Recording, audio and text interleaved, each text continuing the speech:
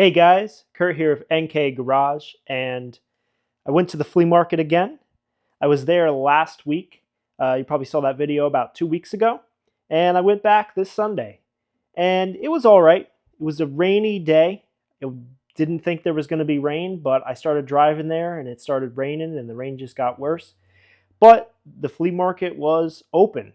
The sellers got there in the morning and they kind of had to deal with it. So let's see what I was able to get on a rainy day flea market. So we'll start up here in the top left. I got some Snap-on stuff. Got this old Snap-on 9/16 combination wrench. It's the OEX 18.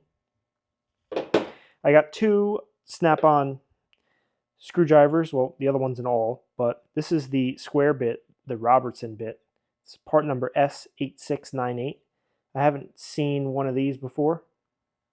I hope that is, original and not homemade.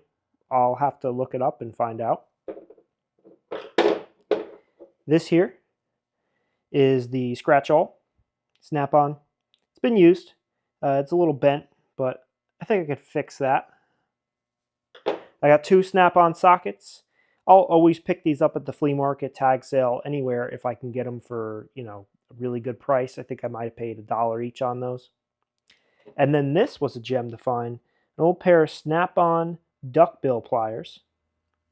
They feel really good. They're in good shape. I just wiped them down just so that we could get a better look at them. But it looks like they came out of a body shop because there's all this overspray and paint on here. But I think if I scrub hard enough, I should be able to get that out. I might have to use some mineral spirits or acetone, but I should be able to clean those up. And otherwise, they're in great shape. They're really not, they're barely used. They're just full of paint. Got an old pair of vice grips. I'll pick these up if I can get it for $1 or $2 anytime, just for a functional pair of vice grips. I was able to find two adjustable wrenches. I got them from different sellers. This one here is a super adjustable made by Williams. And the cool thing about this one is it has their locking mechanism on here.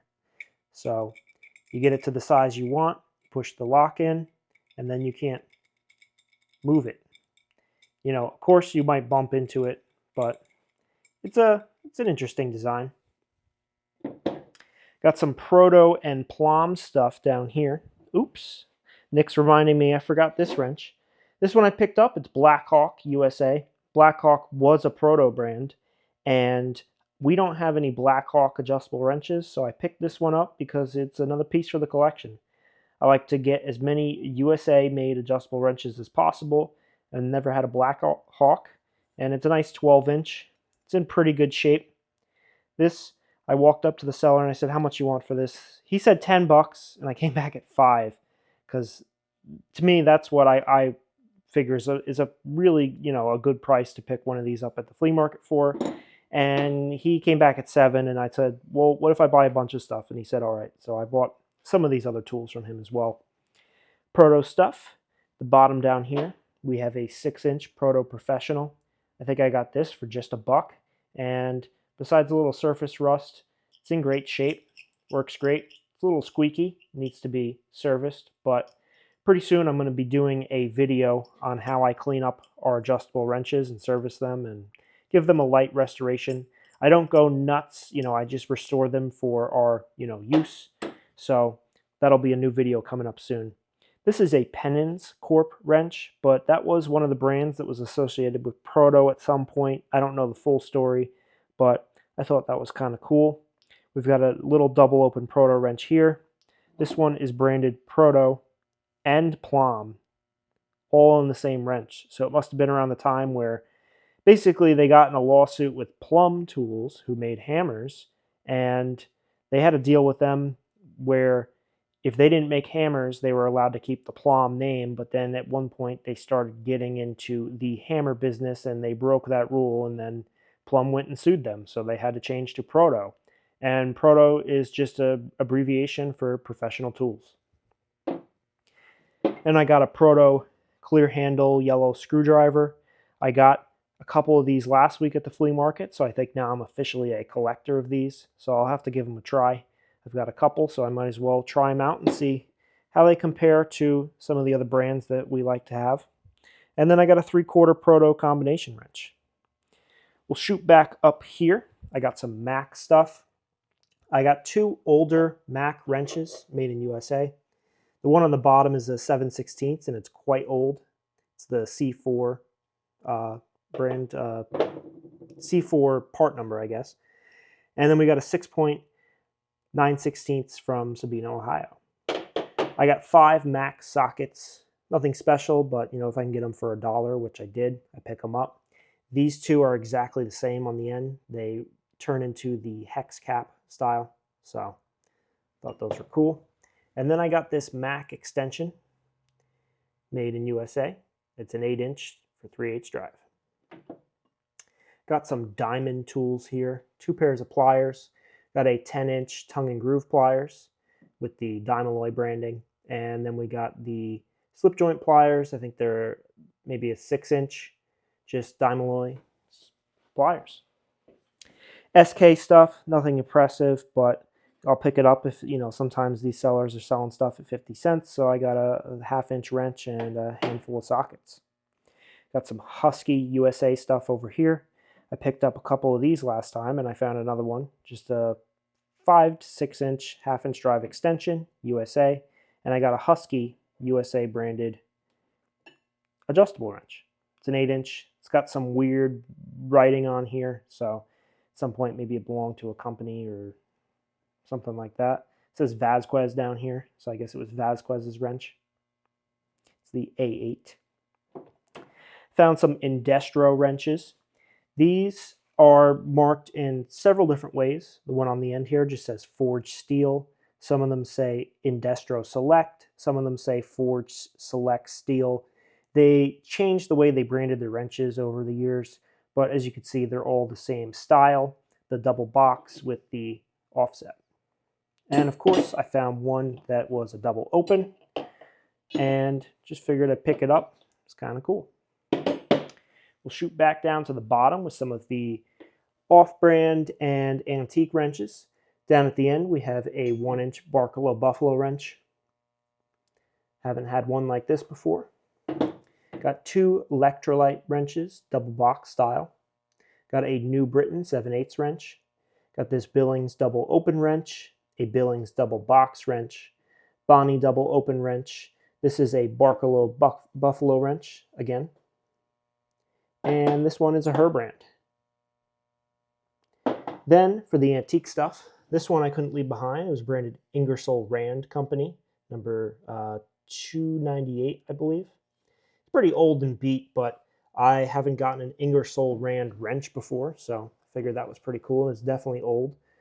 We got a S-Curve Billings wrench, a Billings and Spencer double open, and then I got this double box wrench. I cleaned it up when I got home because I couldn't read all the writing. I was wondering if it was going to be a Blue Point, but I can't find a brand on here.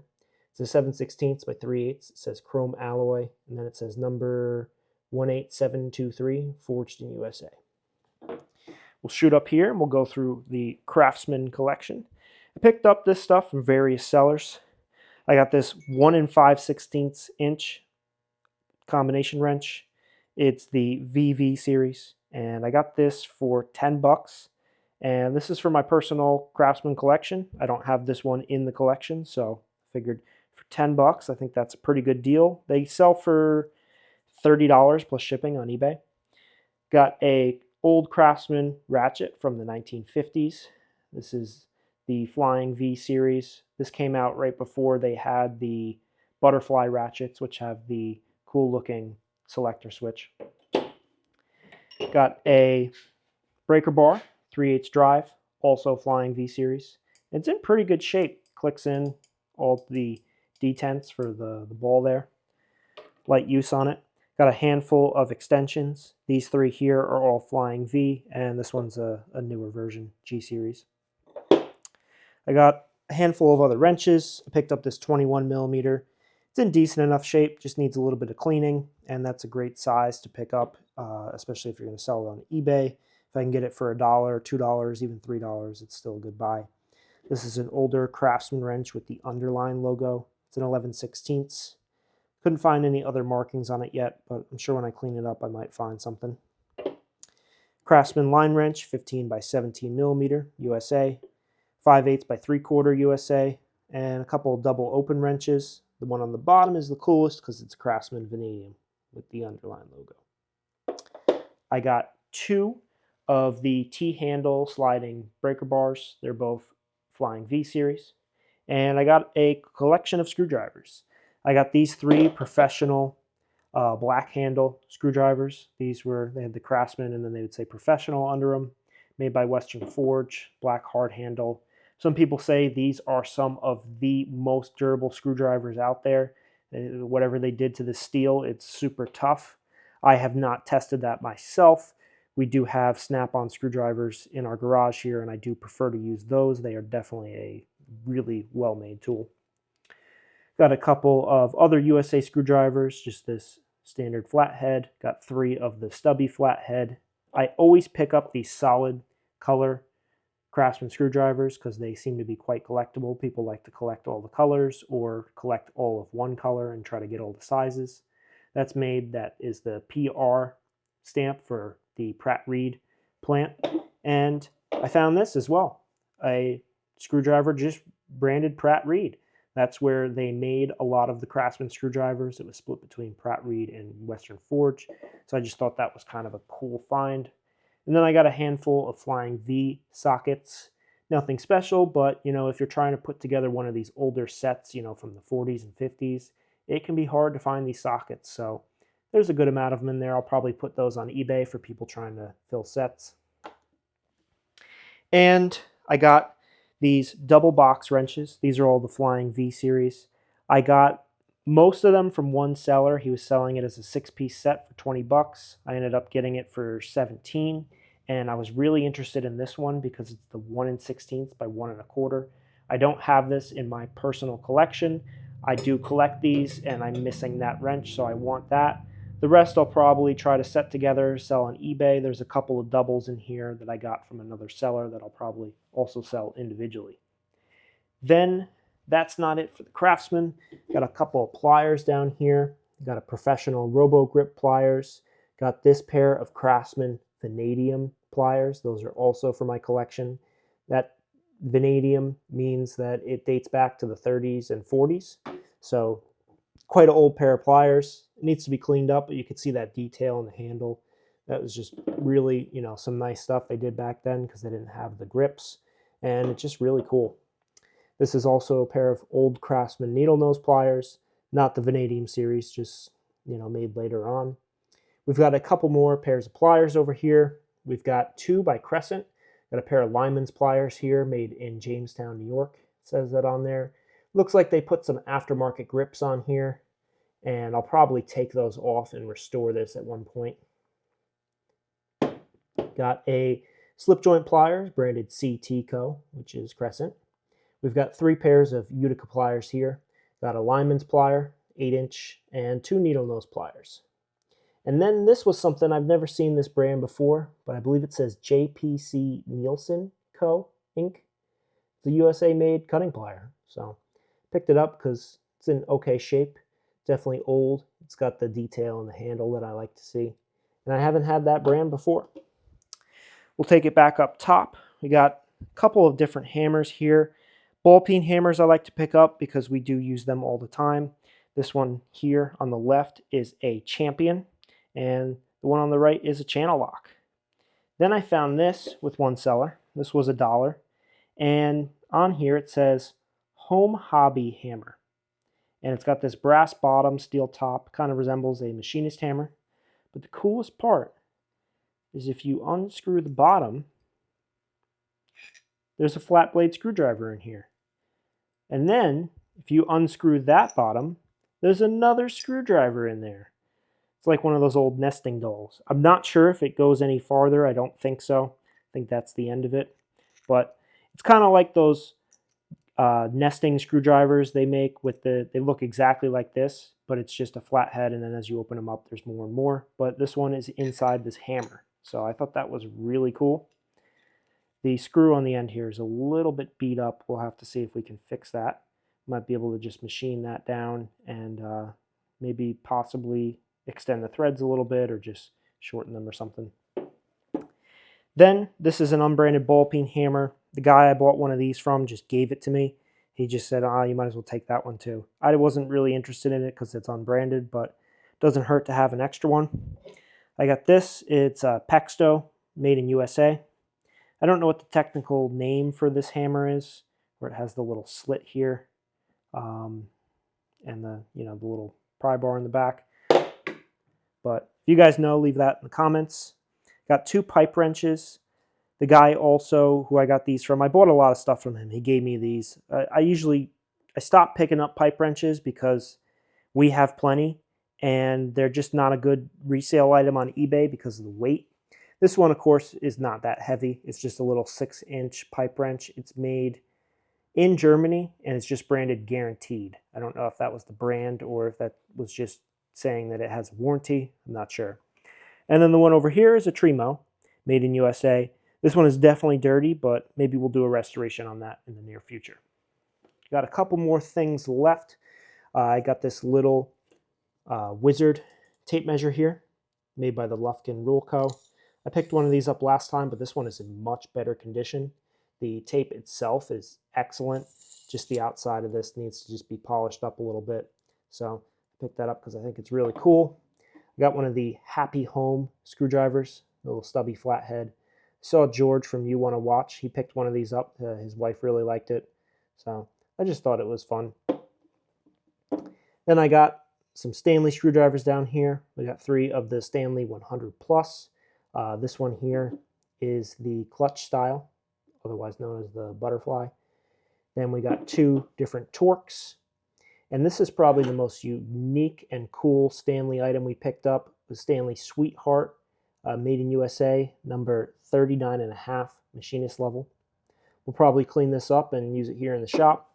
And then I got 2 squares, combination squares. The Stanley here, I didn't really want it, but the guy gave it to me with this one. And the reason why I picked this one up is because it's an LS Starrett. It's number 94. So we'll probably do a restoration on that sometime as well. I think that's it for today's haul. I spent a total of $225 at the flea market this time. It was a weird day. Last week I spent $200 and I got a similar amount of stuff. There's over 100 items here, so it averages out to a little less than $2 a piece, which is a great deal for some stuff and a fair price for the rest of it. So I think I did well. Let me know what you guys think your favorite tool here is. I'm not sure which one mine is. It might be the Sweetheart level, but I think this hammer is really cool. So let me know, and we'll see you guys on the next one.